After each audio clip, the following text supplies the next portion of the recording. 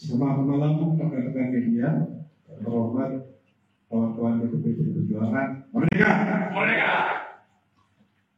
Kami akan menyampaikan sikap dari DPP PDI Perjuangan terkait dengan situasi saat ini. Rilis media DPP PDI Perjuangan 24 Desember 2024. Politisasi hukum dan pemindahan yang dipaksakan terhadap Sekjen DPP PDI Perjuangan. 1. Status tersangka ini hanya membuktikan informasi yang beredar lama bahwa Sekjen DPP PDI Perjuangan akan segera dijadikan tersangka. Hal ini juga sudah pernah disampaikan Sekjen DPP PDI Perjuangan dalam podcast Akbar Faisal beberapa waktu yang lalu. Kedua, kalau kita cermati lagi, pemanggilan Sekjen DPP PDI Perjuangan ini dimulai ketika beliau bersuara kritis terkait kontroversi di Mahkamah Konstitusi tahun 2023 akhir. Kemudian sempat terhenti, lalu muncul lagi saat selesai pemilu, hilang lagi. Kami menduga memang kasus ini lebih terlihat seperti teror terhadap Sekjen DPP PDI Perjuangan. Dan keseluruhan proses ini sangat kental aroma politisasi hukum dan kriminalisasi. Beberapa indikasi yang dapat dilihat antara lain: pertama, adanya upaya pembentukan opini publik yang terus-menerus mengangkat isu Harun Masiku, baik melalui aksi-aksi demo di KPK maupun narasi sistematis di media sosial yang patut dicurigai dimobilisasi oleh pihak-pihak tertentu yang berkepentingan.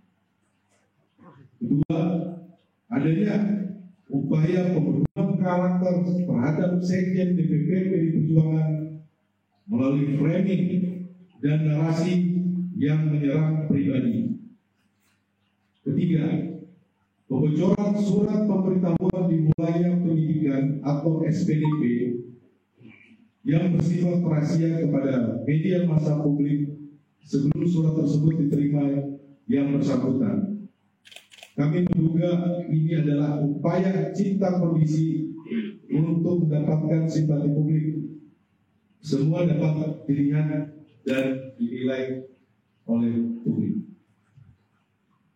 Ketiga, kasus suap Harun Masiku telah bersifat inkrah atau disebut berkekuatan hukum tetap, dan para terdakwa bahkan sudah menyelesaikan masa hukuman.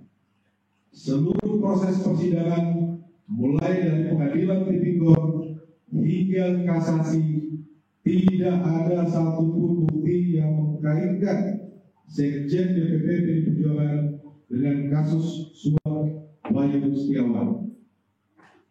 Keempat,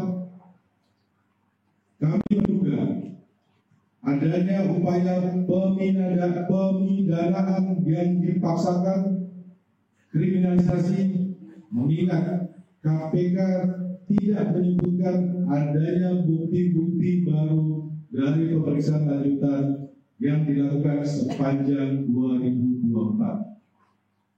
5. Dugaan kami pengenaan pasal obstruction of justice hanya formalitas teknis hukum saja.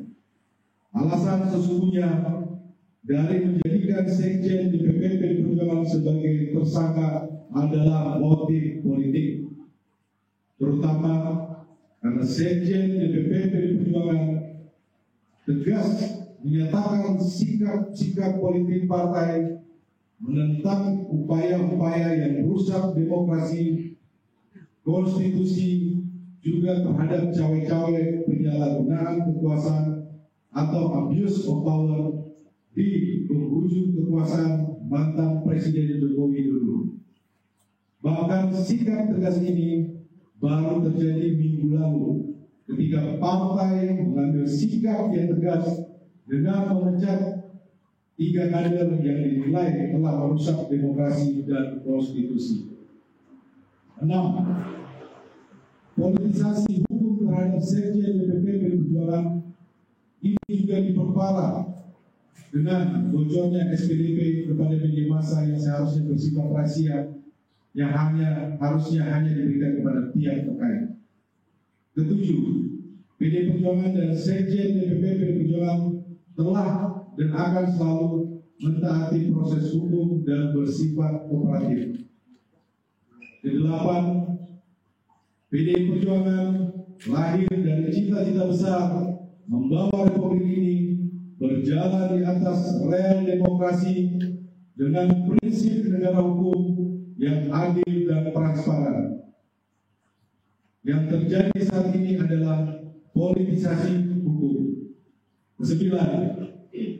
Penetapan Sekjen DPP PDI Perjuangan ini mengkonfirmasi keterangan Ketua Umum PDI Perjuangan Ibu Megawati Soekarno Putri pada tanggal 12 Desember 2024 bahwa PDI Perjuangan akan diaut-aut atau diacak-acak menjelang Kongres ke-6 PDI Perjuangan. Terima kasih. Download Tribun X sekarang, menghadirkan lokal menjadi Indonesia.